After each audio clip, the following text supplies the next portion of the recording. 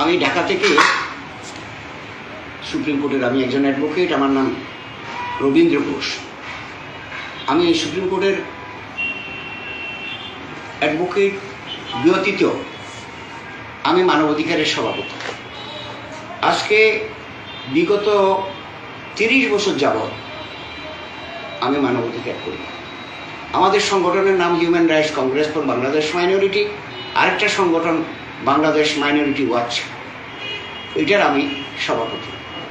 আমরা সারা দেশে মানুষের উপকারের জন্য, আমরা সারা দেশে সংখ্যালঘুদের মানবাধিকার লঙ্ঘনের ব্যাপারে আমরা তদন্ত করে থাকি আন্ডার দি ইন্টারন্যাশনাল প্রোটোকল।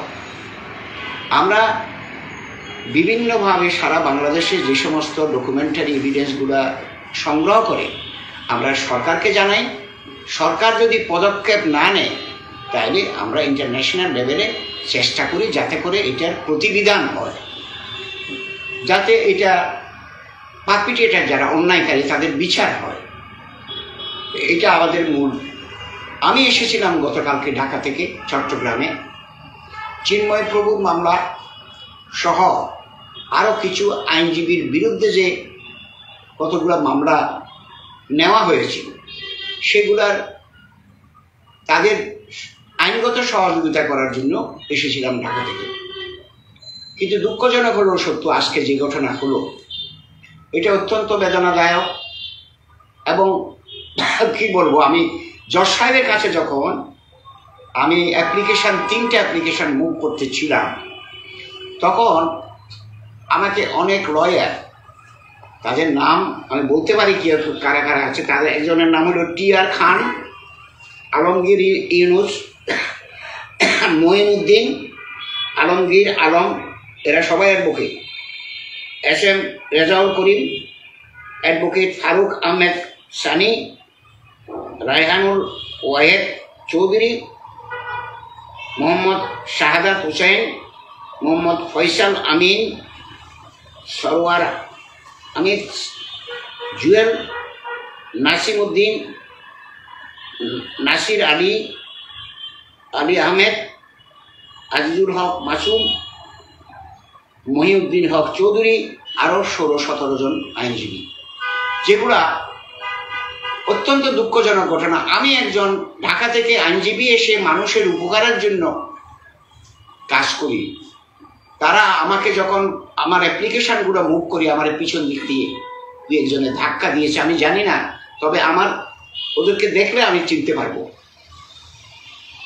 আমার কথা হলো, আমরা যারা মানবাধিকার করি, মানুষের সহযোগিতা করি, বলতে পারো যে এটা নিরপেক্ষ, উইদাউট এনি কনসিডারেশন। আমরা অনেক সময় টাকা নিই না, কিন্তু এরপরেও আজকে যদি এটা মুসলমানদের সমস্যা হতো আমি কিন্তু এগিয়ে আসতাম। আমি বলে দিতে পারি 10টি ঘটনা আমি তদন্ত করেছি, সবগুলো মুসলমান। আমার এখনো মনে আছে তাদেরকে গ্যাং রেপ করা হয়েছে, সেই গ্যাং রেপে আমি তদন্ত দিয়ে ওদের অধিকার ক্ষুণ্ণ হয়ে যাচ্ছে সেই অবস্থা তাদেরকে উদ্ধার করেছি। আমার মনে আছে, 1-2টা ঘটনা নয়, রাজশাহী, দিনাজপুর, রংপুর, নীলফামারী, ঠাকুরগাঁও, কক্সবাজার এবং আরও অনেক ডিস্ট্রিক্টে করেছি। এটা আমাদের মনের থেকে করি। মানুষের অধিকারের প্রশ্নে আমরা সর্ব জায়গায় বিচরণ করি। এই যে আজকে যে ঘটনাটা হলো, অত্যন্ত দুঃখজনক ঘটনা। আমি আশা করতে পারি নাই আইনজীবীরা কি করে সন্ত্রাসী করতে পারে,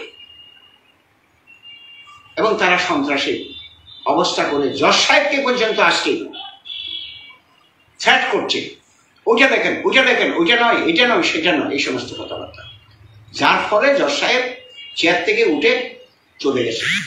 উনি আর থাকেননি। তাহলে আমরা কোন দেশে বাস করি? ইট ইজ আমার কনক্লুশন হলো, it is our responsibility to protect the minority community. That is true. আমি সারা পৃথিবীতে মাইনরিটি আছে, প্রায় সারা পৃথিবীর মাইনরিটি তার আমি একজনে দেখি না।